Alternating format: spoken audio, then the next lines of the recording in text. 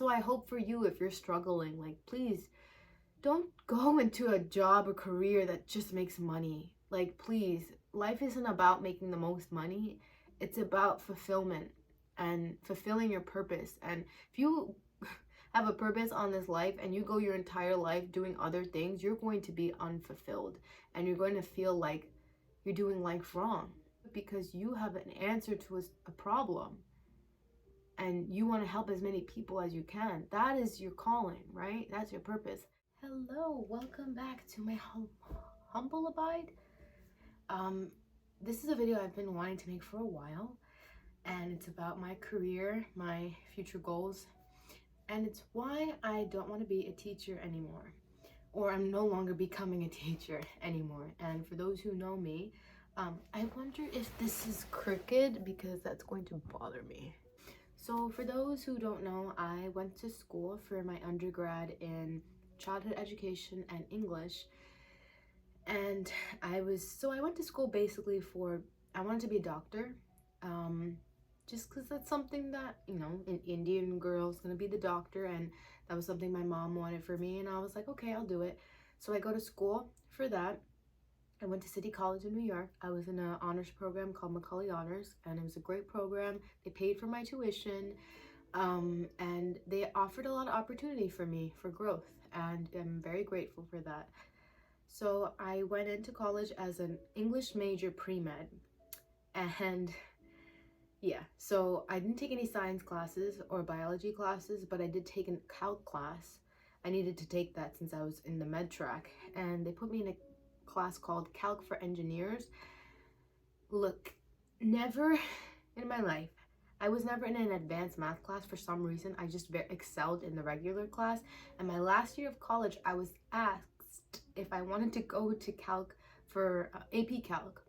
The teacher basically said she recommended me, and then I'd had to take a summer class, and then I would get in if I did well. I was like, no, thank you, because I knew that I would stress myself out. I loved math, but I also loved that it wasn't too challenging for me to get stressed out and, get crazy with numbers. I went into Calc for Engineers, and obviously it was very demanding, very difficult, and I was stressed out. I was like crying because I studied so hard, and I would get like 70s and low 80s on my tests, and I was like, what is this?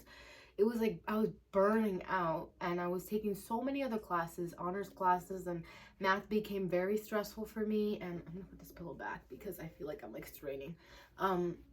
Math became very stressful for me, and then I had to do something about it, so I withdrew from the class. And I remember, so we always, in the honors program, you get a counselor, and so I spoke to my counselor about it, and I was like, I feel like I'm giving up. Like, I never ever give up on anything, and I feel like I'm giving up. And she assured me, she was like, you're just started, this is your first semester of college, this is the safest time to do something like this. And she's like, don't worry. So I withdrew from that class, and then I went to a regular calc, and I aced that class, and that was it was good hard. Where was I going from this? So I go through school, I go through that first semester now questioning, if I can't do Calc for Engineers, my first pre-med class, how will I ever survive? And then I thought back to, that talk I had with my guidance counselor. She was like, what do you want this for you? Do you want to be a doctor? I said, not really. I don't even like blood. I don't like needles. And then I thought, I'm like, what am I doing it for? Who am I doing it for? And for so long, I was just doing that to appease my mom. I said peas. And listen, there are some people who do go into careers to make their parents happy.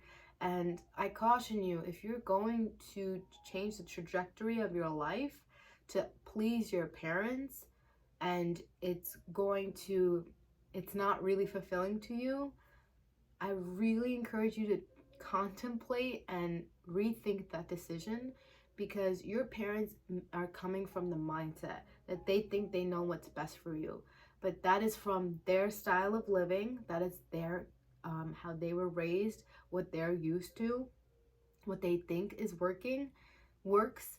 But you have to be aware you're the next generation, and things aren't the same, and if you're someone that doesn't want to be traditional, you have to stand up for yourself. And so I did. I told my mom, I sat her down when I finally realized that I don't want to be a doctor.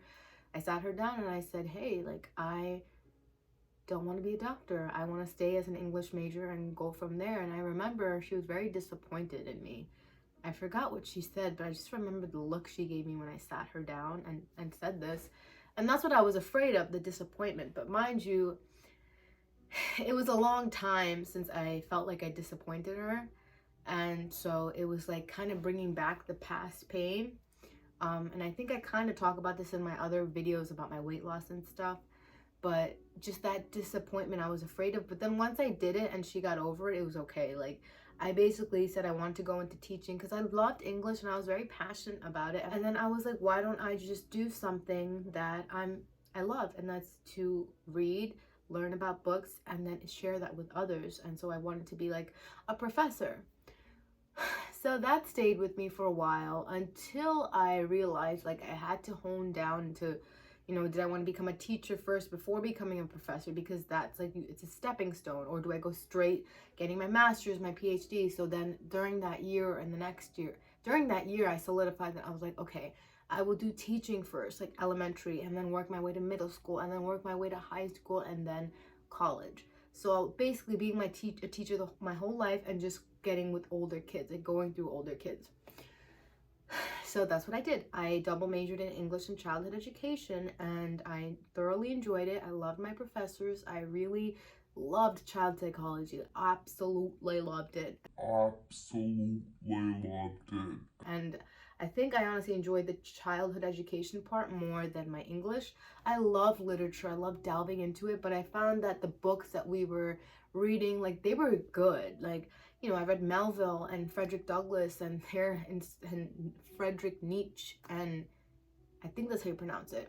All of these, Kafka, and all of these incredible writers that I like had to analyze, and I love that. But then I thought not everybody loves that.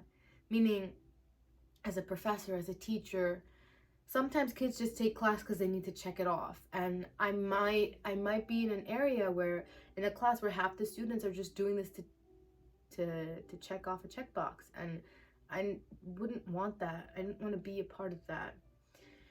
And the more I thought about it, I was like, something seemed off about my whole vision. But anyways, I went through it. And I went to, after I graduated, before I graduated, sorry, they paired me up with student teaching at an elementary school in Queens, and I loved it. I student taught the best 5th grade class ever. And why I chose 5th grade was because I had the best 5th grade teacher ever.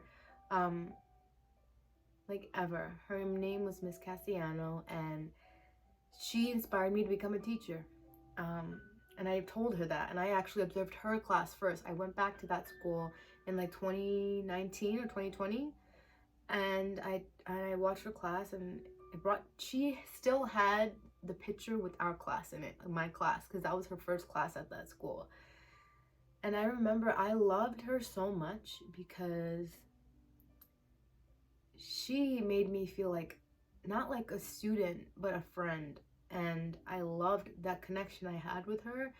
I thought she was so sweet, and I loved that she was nervous the first day of school because it made her so real and like so like us.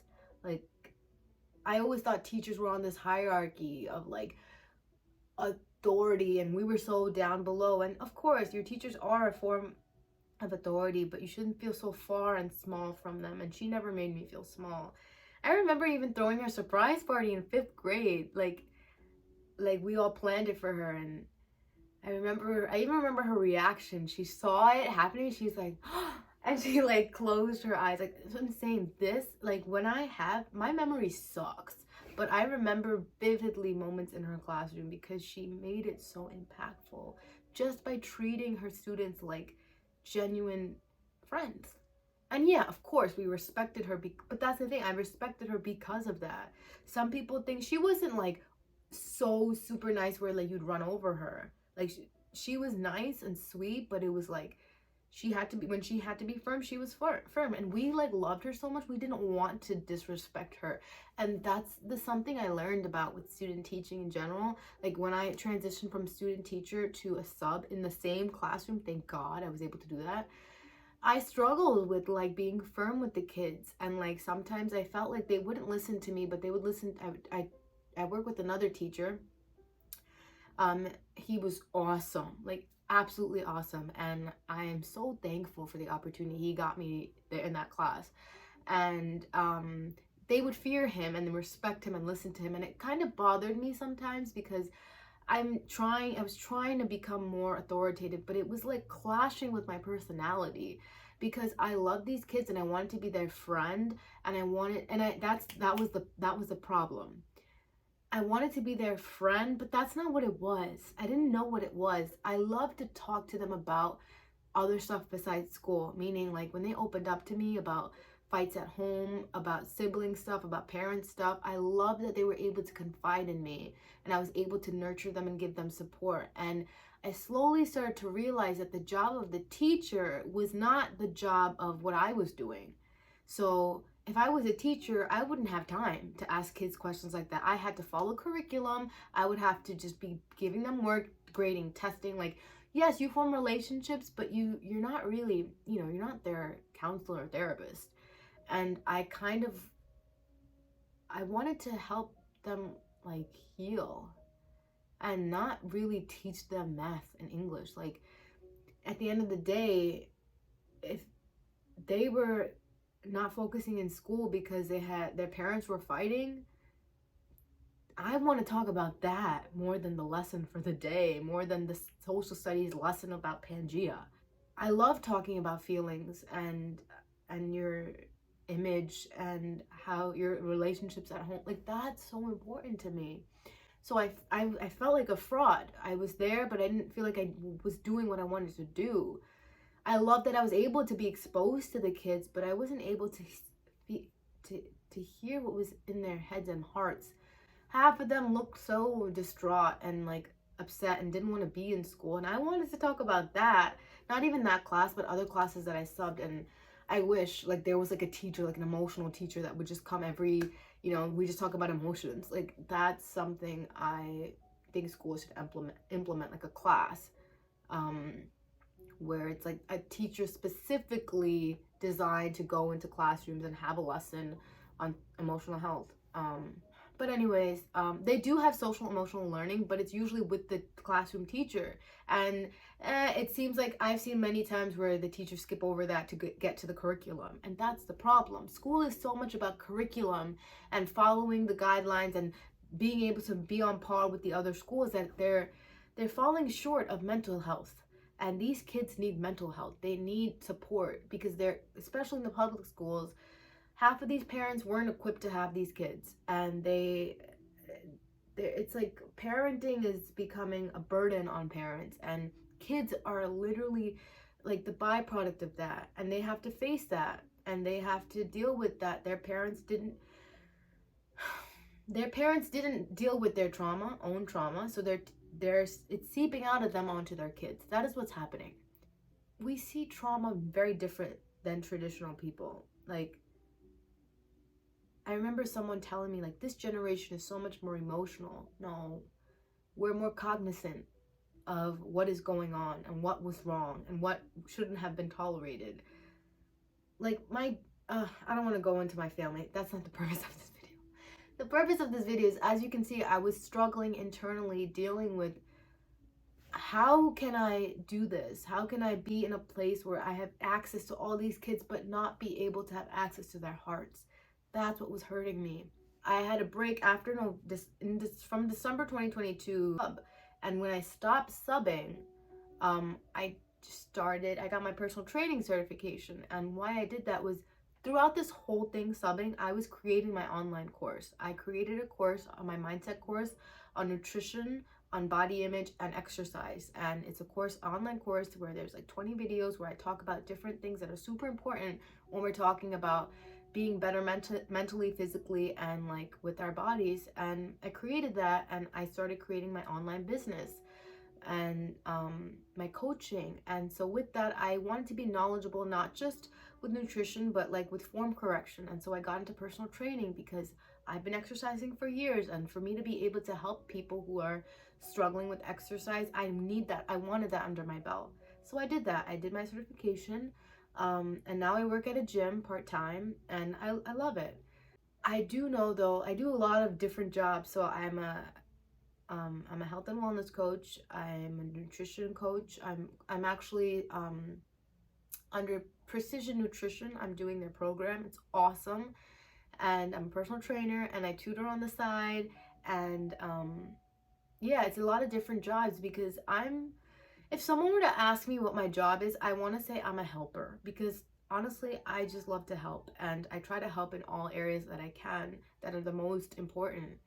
That's like, your nutrition, your physical well-being, your emotional and mental well-being. And so why I'm saying this is I started to realize that therapy, mental health, that's where I wanted to go. And did my whole 4 years go to waste? Absolutely not.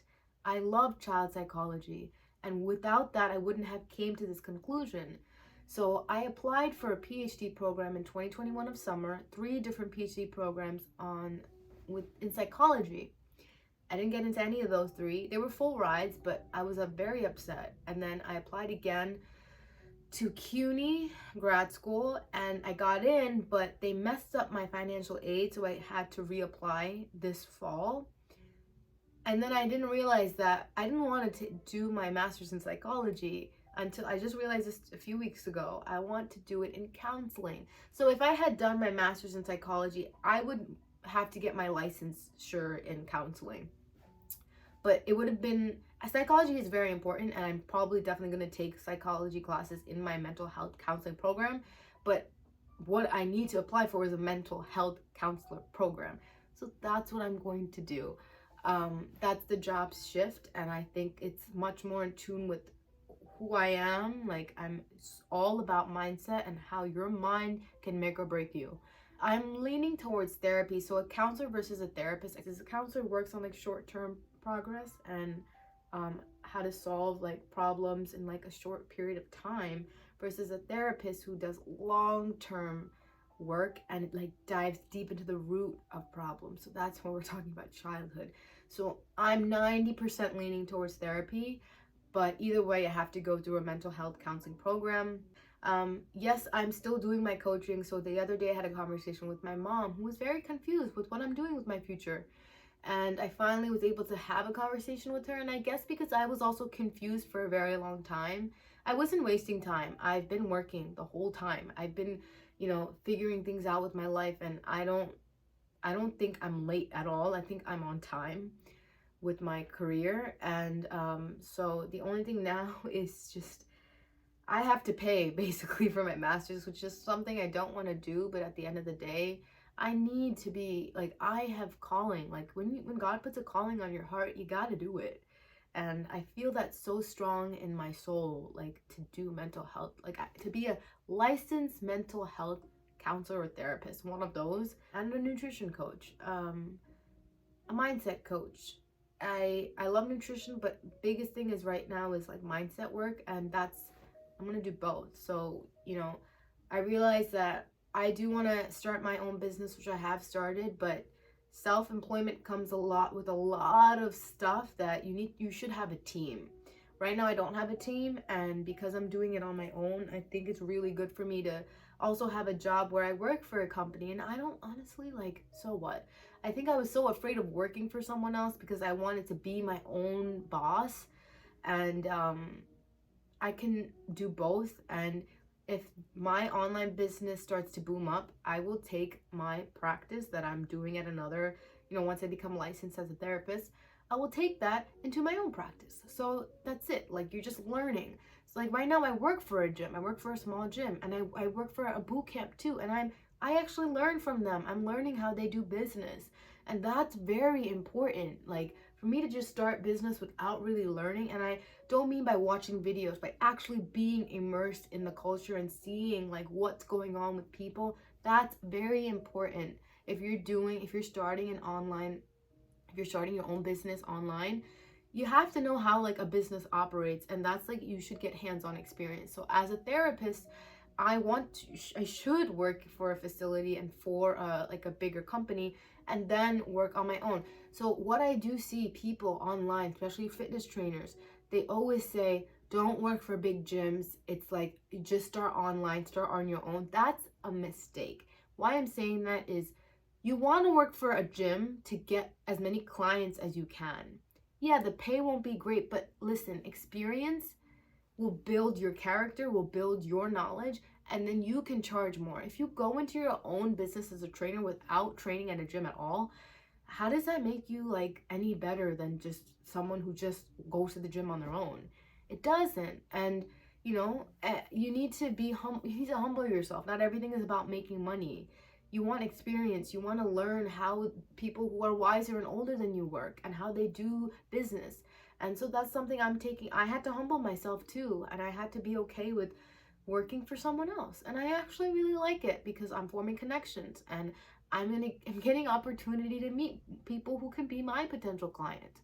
So everybody needs mindset work, honestly. Anybody can be my client, and that's what I love about what I do. It's literally applicable to anybody. Like mental health therapy, everybody needs it.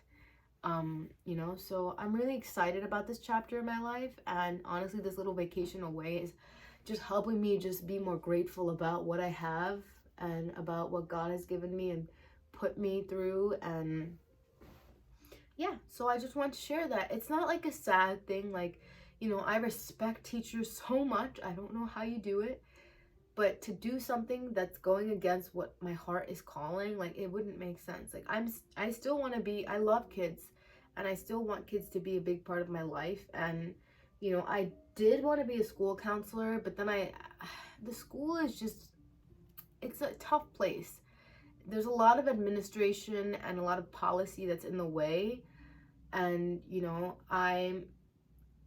I'm debating, like, once I get licensed, like, if I do end up working for a school, that could be something, because helping kids overcome, like, their battles mentally is really important to me.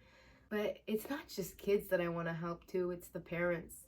Because, the kids are getting a lot of burdens from their parents, and the parents are getting this burden from their unhealed trauma. So, it's both. I want to help as many people as I can. So, yeah, I'm talking for a very long time, but I just wanted to share an update. And if you feel like you're in a place where you're going through, like, you don't know what you want to do about your career, take a seat, take a deep breath, let it out, take a journal, and just think about your childhood self. What did you want to be when you were a kid? And why did that change? What do you feel in your heart you want to do and that you're capable of doing well? And what problem do you see in the world that you want to help solve? Those are the main questions you should be asking yourself. When I was a kid, I wanted to be a singer. Obviously, that's not helping anybody but me. And then, and I knew as a kid I always wanted to work with kids. And that's why I'm got into teaching. And so that's why I'm saying, like, as a counselor, it could be with kids, it could be with older people, I don't know. But the fact that I have that under my belt, and once I'm licensed, I can give counseling and therapy to people who need it, that's what's important. So I hope for you, if you're struggling, like, please don't go into a job or career that just makes money. Like, please, life isn't about making the most money, it's about fulfillment and fulfilling your purpose. And if you have a purpose on this life and you go your entire life doing other things, you're going to be unfulfilled, and you're going to feel like you're doing life wrong. But at the end of the day, like, don't just do a job for money. Do it because you have an answer to a problem, and you want to help as many people as you can. That is your calling, right? That's your purpose. So, yeah, and if you feel like you're in a job or career where you don't feel purpose is there, you're just doing it for the money, like, I don't quit your job, but start a side hustle. Start something small. Like, what if you're a really good graphic designer? What if you're a really good artist and you could make money doing art, right? Like, have something that you're passionate about also potentially be a source of income. Because if you're passionate about it and you're good about it and you can make income with it, like, come on, right? Like, you want to drive that. And then eventually, like, I feel like a lot of people can thrive with their own businesses online and, and not get stuck in a career that they don't like. So I hope that this was very long. I might have to cut it, but honestly, I don't want to cut it. I think what I said was important, and I really feel like people need to hear it. And I hope that you can take something from it. I hope that it gave you encouragement. And yeah, follow your passion and try to find your purpose and fulfill that purpose. Every day is a chance to fulfill your purpose. All right, I'll see you in my next video. Bye.